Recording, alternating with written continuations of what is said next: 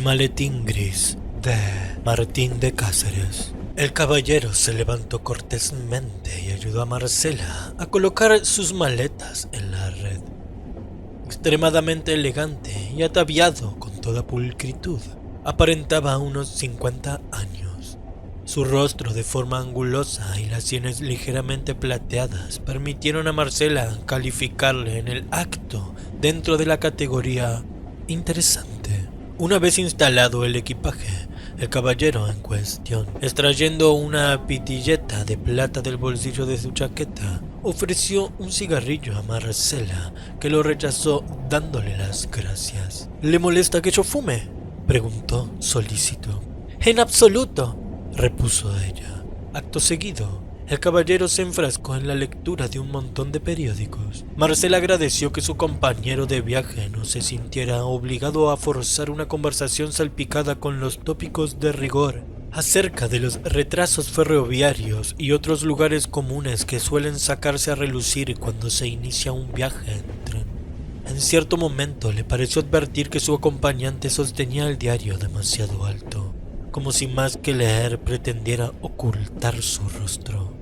Al momento siguiente, sus miradas se encontraron reflejadas en el cristal de la ventanilla. Marcela retiró apresuradamente la vista y el caballero se concentró en la lectura, lo que pudo advertirse porque, poco a poco, el periódico fue descendiendo hasta situarse a una altura más natural. Apenas se inició el viaje y un camarero recorrió los vagones anunciando la apertura del bar. Su compañero de departamento se dirigió a Marcela. ¿Puedo invitarla a tomar un café? Más tarde, quizá, repuso ésta. Es probable que en estos momentos todo el mundo haya tenido la misma idea. No soporto las aglomeraciones, añadió sin perder la sonrisa. Le ruego que me excuse, entonces, dijo él. La acompañaré más tarde, si me lo permite. Los trayectos se me hacen más cortos visitando el bar de vez en cuando. Cuando Marcela se quedó sola en el departamento, se dispuso a hojear uno de los periódicos de su acompañante y ya extendía la mano hacia ellos cuando quedó inmovilizada por el sobresalto. ¿De veras no quiere venir?, dijo el caballero, reapareciendo súbitamente en la puerta. Ella se sintió como si un policía lo hubiera sorprendido robando una manzana de un puesto ambulante. El caballero debió de notar su embarazo porque añadió: le recomiendo un artículo de Semanario Mundial. Según su autor, el tren es el medio de transporte más seguro. Y con una leve inclinación de cabeza desapareció camino del bar. Marcela se llamó estúpida por experimentar aquella sensación de intimidación y, cruzando los brazos, se mordió el labio inferior hasta hacerse daño. Unos momentos después tomó un diario y lo hojeó sin concentrarse demasiado en lo que hacía. Pensó que debería haber aceptado la invitación. Unos minutos más tarde, le asaltó la duda de si habría o no guardado en el maletín el regalo para su madre, y bajándolo de la red, introdujo la diminuta llave en la cerradura. Forcejeó un momento sin conseguir abrirlo hasta que se apercibió enojada de que lo había dejado abierto. Hasta transcurrido unos segundos, no se dio cuenta de que aquella maleta no le pertenecía. La suya, casi exactamente igual a esta, permanecía situada un poco más allá. Volvió a colocar apresuradamente todo en orden y de pronto advirtió que sus manos tropezaban con una peluca. Con un rápido movimiento separó una camisa sin poderse impedir la curiosidad y sus ojos se detuvieron en algo que en principio tomó por un soporte para mantener la peluca sin que ésta perdiera su forma. Pero al segundo siguiente, mientras sus manos trémulas se esforzaban por no desordenar más el contenido del maletín, tuvo que admitir que lo que sus ojos estaban contemplando era una cabeza humana, y junto a ella, la mano derecha de un hombre. Ambos miembros horrendamente ensangrentados, y como si apenas hiciera unas horas que habían sido seccionados del resto del cuerpo al que habían pertenecido. A pesar de que lo más urgente era cerrar de nuevo el maletín antes de que el caballero regresara, cosa que podía ocurrir en cualquier momento, Marcela permaneció petrificada por el espanto, incapaz de reaccionar. Una sombra cruzó por el pasillo camino del otro departamento. Finalmente cerró la maleta y no había hecho más que derrumbarse sobre su asiento cuando hizo una aparición su compañero de viaje. «Tiene usted razón», dijo. «El bar estaba completamente lleno». Marcela le miró intentando sonreír, pero comprendió que tan solo había esbozado una mueca estereotipada. El caballero la miró fijamente a su vez y después tomó asiento.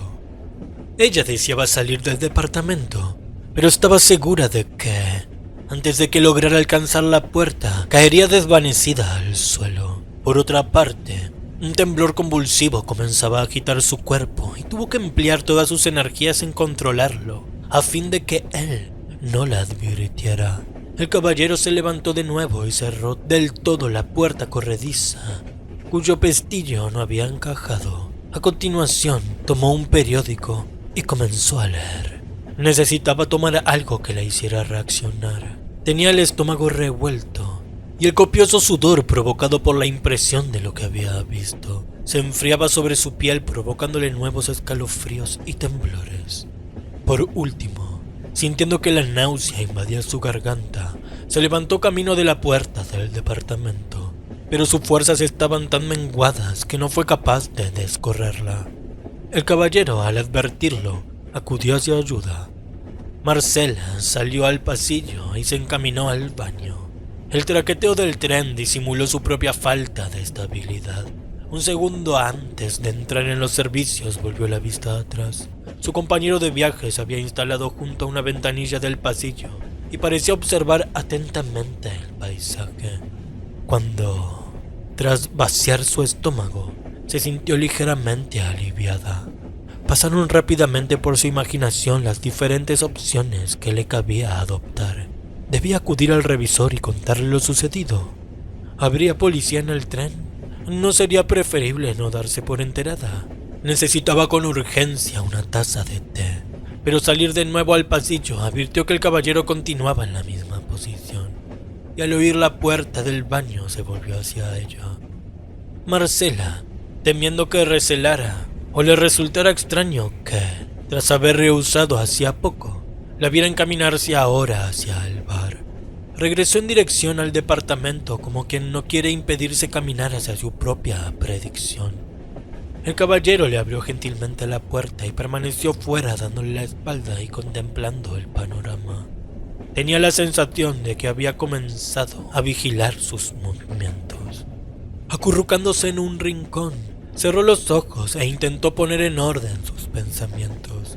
Una oleada de tranquilidad mitigó su inquietud cuando se le ocurrió que el caballero no tenía por qué sospechar que ella había abierto la maleta debido a una confusión y estaba enterada del macabro contenido de la misma. Aparentando naturalidad, podía llegar tranquilamente al fin del viaje y denunciarlo luego a la policía, afirmando que no lo había hecho antes por las circunstancias de obligada proximidad, temor, etc. Abrió nuevamente los ojos y con gran recelo elevó la vista hasta el maletín. Estaba pensando si sus nervios no le habrían jugado una mala pasada, cuando se dio cuenta de que una de las dos pequeñas cerraduras permanecía abierta. Seguramente, en su confusión, la había cerrado mal y con el movimiento del tren se había desenganchado el mecanismo. La posibilidad de que el propietario de tan fúnebre equipaje se apercibiera de la situación volvió a simular en un gran estado de nervios. Ahora, el caballero se hallaba ligeramente vuelto hacia el departamento y tan pronto dirigía su vista hacia el exterior como hacia el fondo del pasillo. No podía arriesgarse a intentar trabar el mecanismo de cierre sin grandes posibilidades de ser vista, pero tampoco resultaba conveniente dejarlo en aquel estado. En tan inquieta situación, sus ojos fueron a parar sobre uno de los periódicos extendidos por el asiento. 2 columnas de la última página estaban ocupadas por un artículo cuyos titulares rezaban: «Salvaje asesinato.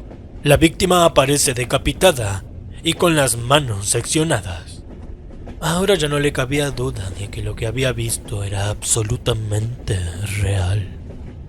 Decidida a jugarse el todo por el todo, Se levantó aprovechando que el caballero se encontraba de espaldas y aproximándose al maletín, alargó una mano temblorosa hacia la cerradura. En aquel momento se oyó el ruido de la puerta al descorrerse. Marcela, sin saber a ciencia cierta lo que hacía, dio un paso más y tomó convulsivamente su propio maletín. A su espalda alguien dijo: «¡Billetes, por favor!». El temblor de sus manos hizo que tardara más de lo normal en encontrarlo. Finalmente volcó todo el contenido de su bolso sobre el asiento hasta que apareció.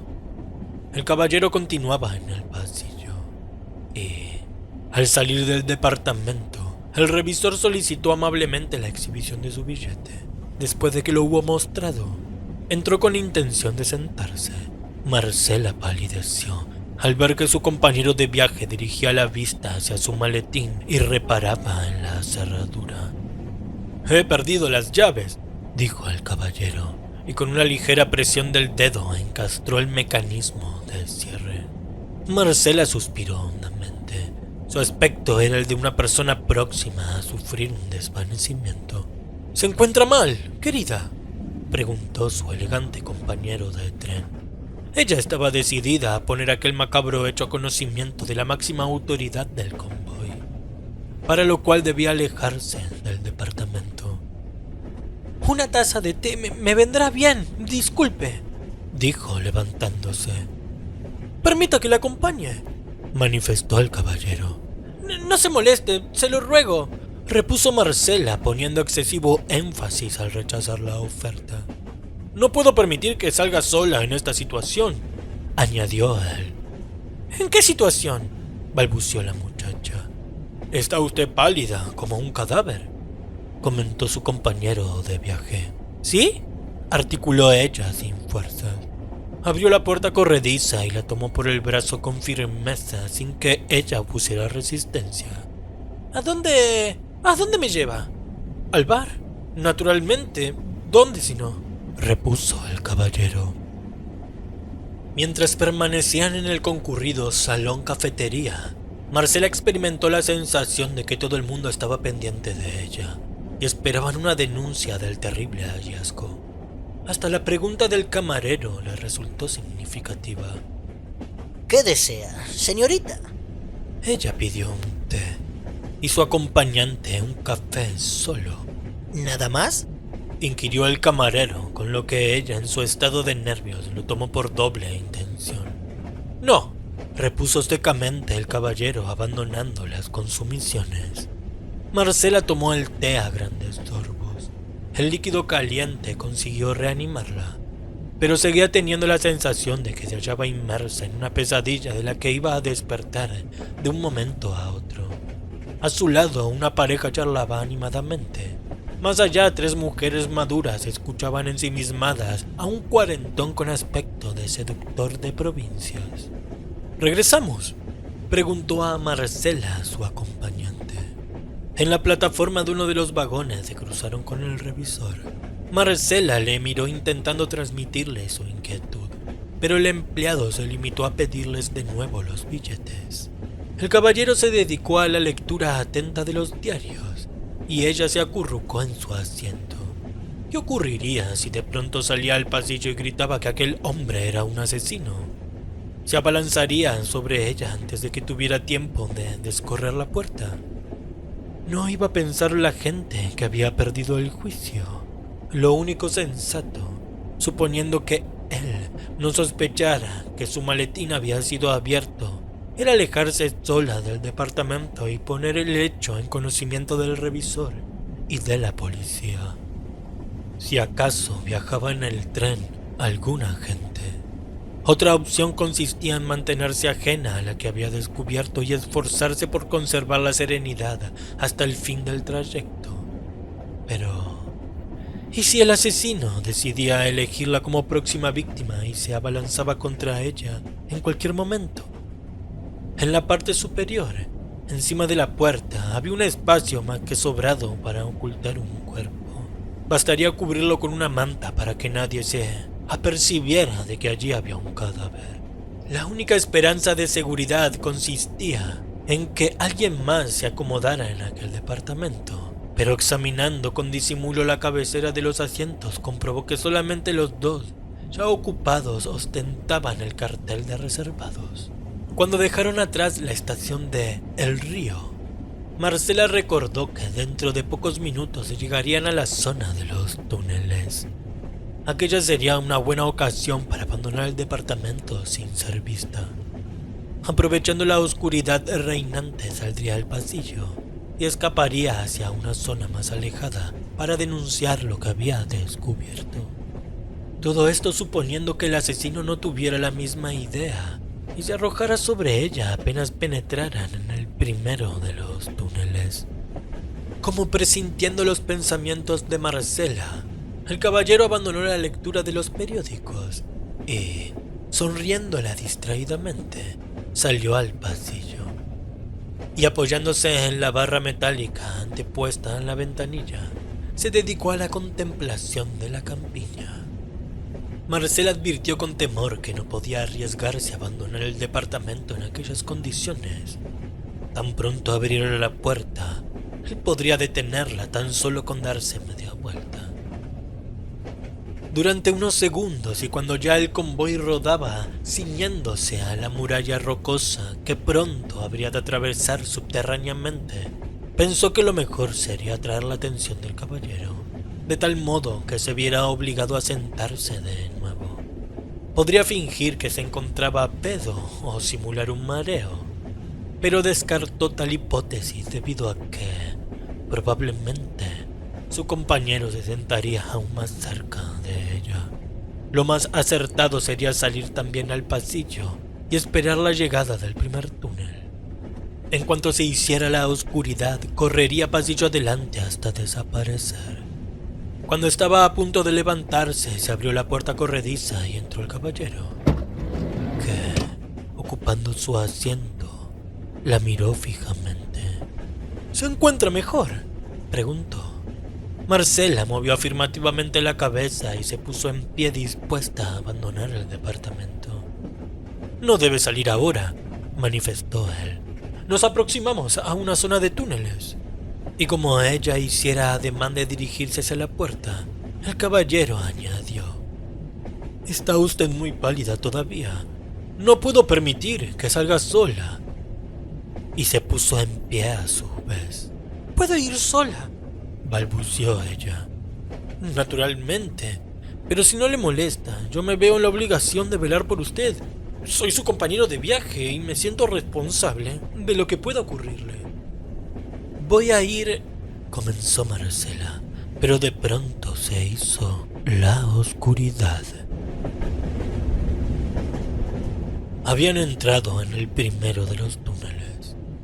El olor a carbonilla inundó el departamento y Marcela, desorientada, avanzó un paso en dirección a la puerta. De pronto el tren dio un bandazo y, perdiendo el equilibrio, cayó sobre su compañero. Notó que unas manos de hierro la hacían por sus muñecas sosteniéndola con firmeza. Unos segundos más tarde se hizo de nuevo la luz. Su rostro estaba muy cerca del caballero. Unos ojos de aceradas pupilas se clavaron en los suyos.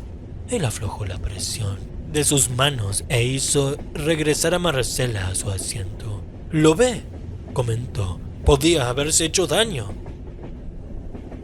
De nuevo se hizo la oscuridad. Marcela estaba segura de que los ojos del caballero continuaban fijos en su rostro. Los notaba igual que dos saetas certeramente dirigidas.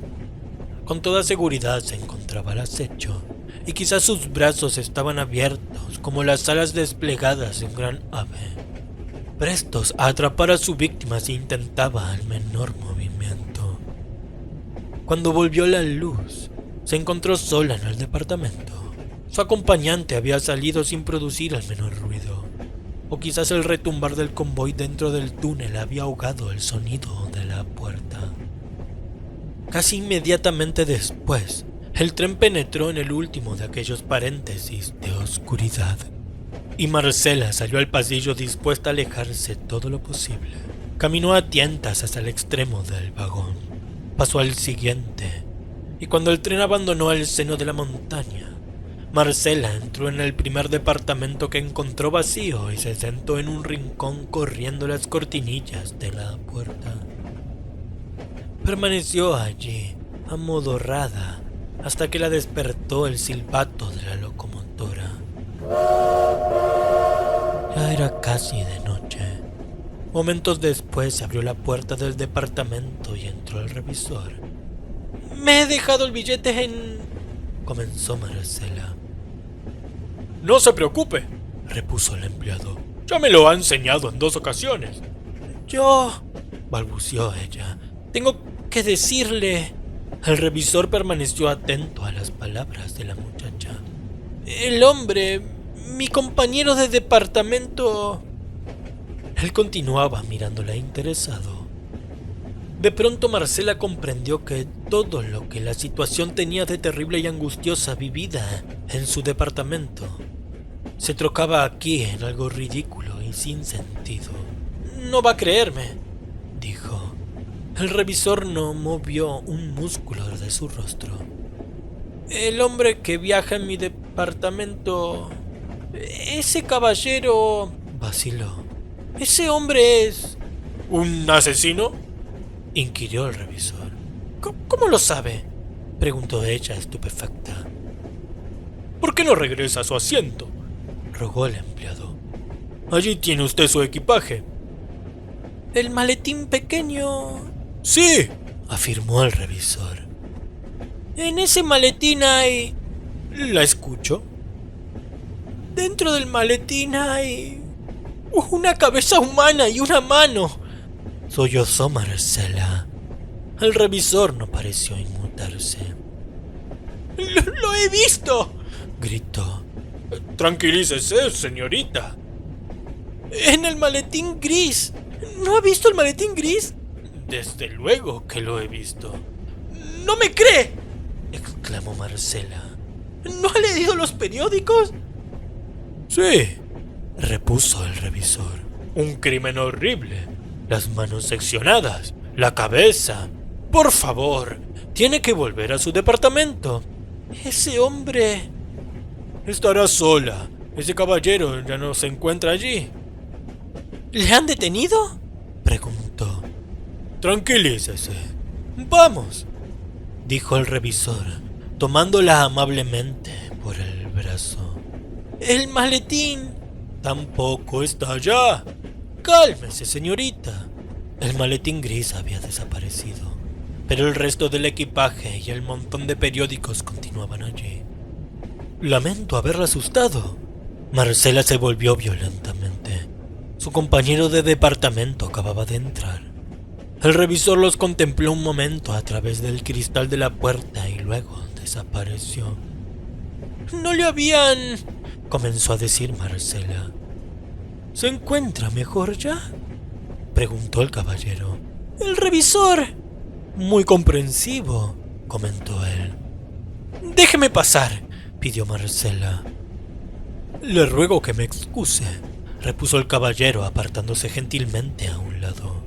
Ella asió la manilla de la puerta, pero sus menguadas fuerzas no bastaron para descorrerla. Fue necesario que su acompañante lo hiciera por ella. Con paso vacilante, Marcela salió al pasillo. Un viajero que caminaba en dirección opuesta se quedó mirándola cuando dijo: «Ayúdeme, por favor, me quiere... ¡Dios santo, ayúdeme!», gritó. Una mujer se asomó a la puerta de otro departamento. Al cabo de un momento, varios rostros curiosos asistían a la escena. «¡Quiere matarme!», exclamó Marcela. Los viajeros se miraron con cara de circunstancia. «Por favor, es el asesino. Lleva la cabeza y las manos en el maletín. Avisen a la policía». 1 o 2 pasajeros volvieron a entrar en sus departamentos, cerrando a continuación la puerta. Una dama con gafas de concha se asomó al suyo y, llevándose el índice a los labios, solicitó silencio. «¡Por favor!», gimió Marcela, aferrándose a la barra metálica que protegía la ventanilla, y notó que las fuerzas la abandonaban.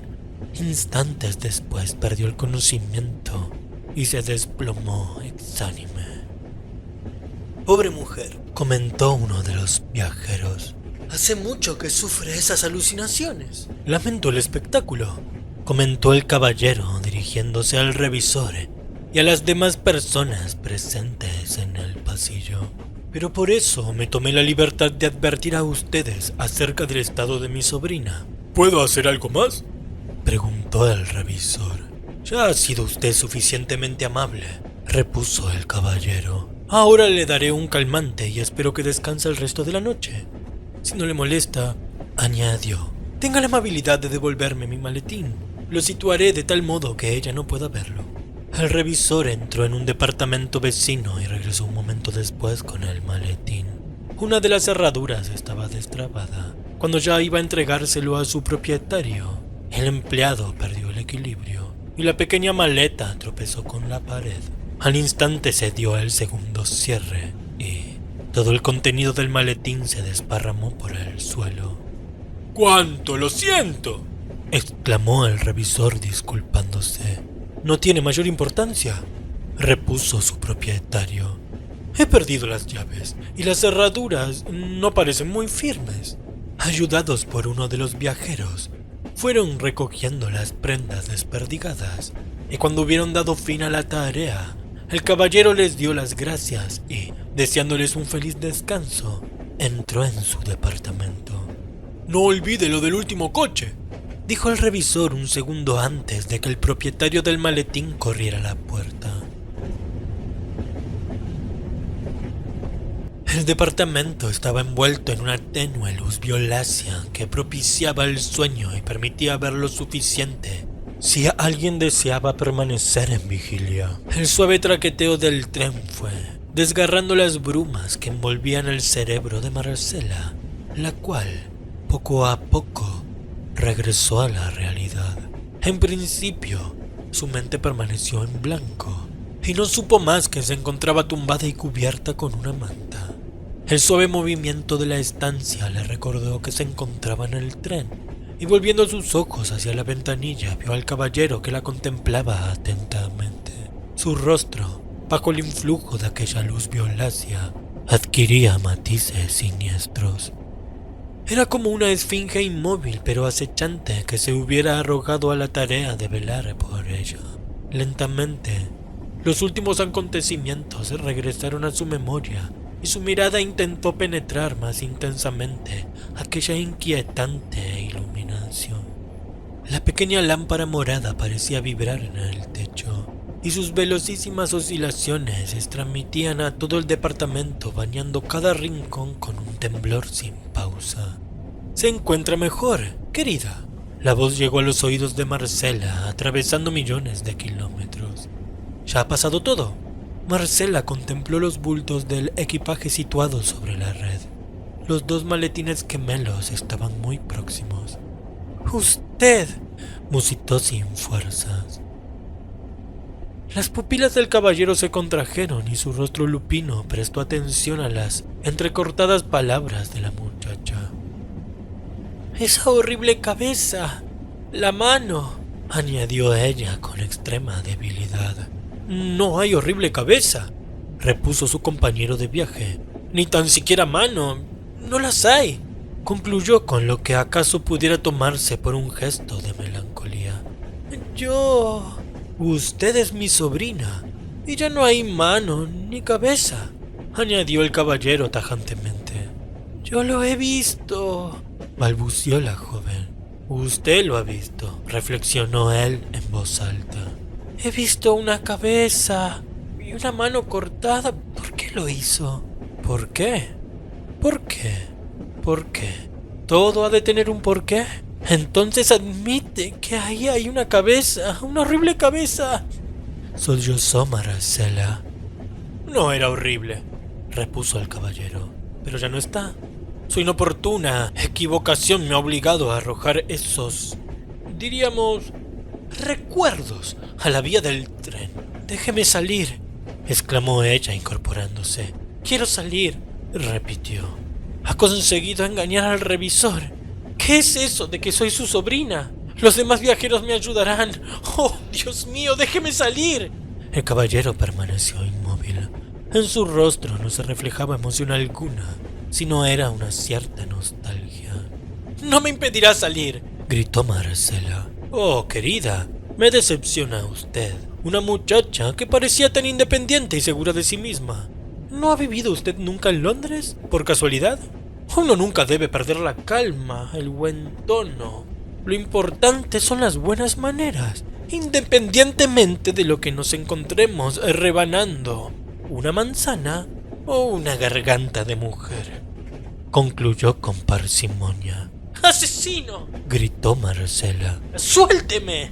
Yo diría que me encuentro sentado aproximadamente a 1 metro de usted. No puedo soltarla, puesto que ni siquiera la sujeto», dijo, y levantándose antes de que Marcela pudiera hacerlo, se aproximó a la puerta y la descorrió, invitando gentilmente con un gesto a la muchacha. «Está usted libre, tesoro. ¿No va a retenerme?», preguntó ella desde el umbral. «No», repuso el caballero, para precisar a continuación, no enteramente. Al oír estas últimas palabras, Marcela salió velozmente al pasillo y, pidiendo socorro, se precipitó en el departamento contiguo. Al ver que estaba vacío, entró en el siguiente y después en otro más alejado, pero en ninguno de ellos encontró un alma. Enloquecida de terror, fue recorriendo la totalidad del vagón. El caballero se asomó indolentemente a la puerta del departamento que ocupaba y encendió un cigarrillo con parsimonia. «¡Socorro!», gritó Marcela. «¡Ayúdenme, por favor!». Pero nadie acudía a su auxilio. El caballero entró de nuevo en el departamento y poco después salió nuevamente previsto de un par de guantes de goma de color ladrillo. Con mucha calma comenzó a calzárselos. «¡Auxilio!», gritaba Marcela abriendo las puertas de los desiertos departamentos. Finalmente llegó al extremo del vagón y forcejeó con la portezuela, que no se abrió. «No era lógico tumbar la paz de los demás viajeros», comenzó a decir el caballero, a la vez que iniciaba la marcha pasillo adelante en dirección a donde se encontraba Marcela. Por favor», rogaba la muchacha. «Por esa razón el revisor ha sido tan amable de prestarme este último vagón, en el que no viaja nadie, a fin de que, si acaso mi sobrina», dijo con intención, «volví a sufrir uno de sus ataques, en el transcurso de los cuales es asaltada por extravagantes alucinaciones, el resto de los viajeros no viera turbada la paz de su descanso», prosiguió mientras avanzaba por el pasillo. «¡No se acerque!», gritaba Marcela. «¡Me arrojaré a la vía!». El caballero chistó en tono desaprobatorio.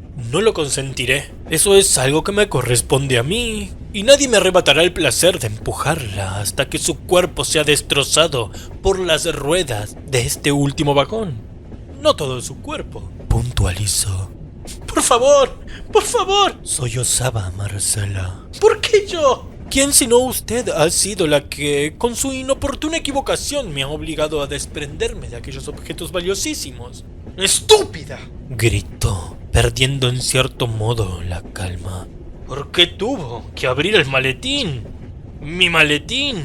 ¡Me confundí!», gimió Marcela, intentando razonar dentro de aquella absurda situación.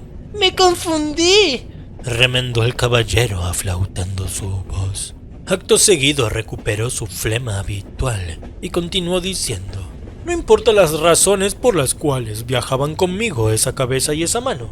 Lo que cuenta es que ya me había hecho a la idea». «Oh», fue todo lo que Marcela pudo articular. «¿No se le ocurre nada más estimulante?», preguntó el caballero a unos metros ya de la puerta sobre la que Marcela aporreaba sin cesar, comprendiendo que solamente una decisión heroica y desesperada podía sacarla de aquella situación. Marcela abrió la puerta que daba sobre la vía. Un torbellino del aire helado penetró en el vagón. El distorsionado rectángulo de la luz se estrellaba contra la cuneta que cruzaba rauda 1 metro más abajo. La muchacha vaciló unos segundos y después se dispuso a dar el salto que había de arrojarla fuera del convoy. Pero antes de que pudiera intentarlo, unas manos enguantadas la asieron por los cabellos y levantándola en vilo la depositaron sobre la alfombra del pasillo. Después, las manos descendieron hasta su cuello y comenzaron a ejercer una presión brutal. Cuando ya apuntaba el amanecer y los numerosos pájaros que poblaban los árboles de los campos vecinos recibían al sol con sus exaltos trinos, el tren se dispuso a entrar en la estación suburbial. El caballero elegantemente vestido abrió un departamento en el que dormitaba el revisor y tendiéndole la manilla metálica dijo: «Muy agradecido por todo. Aquí tiene su llave». «No hay de qué», repuso el revisor. «Me alegro de haberle sido útil. ¿Cómo se encuentra su sobrina?» «No del todo muy bien», repuso el caballero. Los dos hombres se encaminaron hacia el último vagón, en la plataforma del cual se hallaban varias maletas y dos maletines casi idénticos. «¿Dónde está su sobrina?» «No puede andar lejos», contestó el caballero, y añadió a continuación: «Seguramente se habrá refugiado en la estación huyendo del relente mañanero. Le repito las gracias», dijo, disponiéndose a bajar.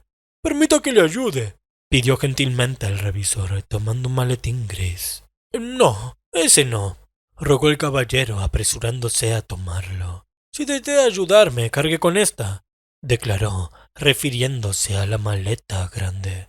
«¿Cómo pesa?», manifestó el probo empleado alargándosela hasta el andén. «Con gusto la abandonaría, es tan incómoda. Además, todo lo importante lo llevo aquí», dijo señalando el maletín gris. «El resto no es más que moralla. Podría haberla facturado». «La próxima vez seguiré su consejo», repuso el caballero. «A mí me gusta viajar con poco equipaje, justamente lo necesario», dijo, y señalando al maletín, sonrió complacido. La locomotora silbó estridentemente. El convoy se puso lentamente en marcha. «Muchas gracias por todo», añadió el caballero. «¡Qué señor tan amable!», reflexionó el revisor mientras hacía ondear su mano en señal de despedida. «Espero que su sobrina se recupere por completo». Y cerrando la puerta del vagón se dispuso a picar los billetes de los escasos pasajeros que habían subido en la estación.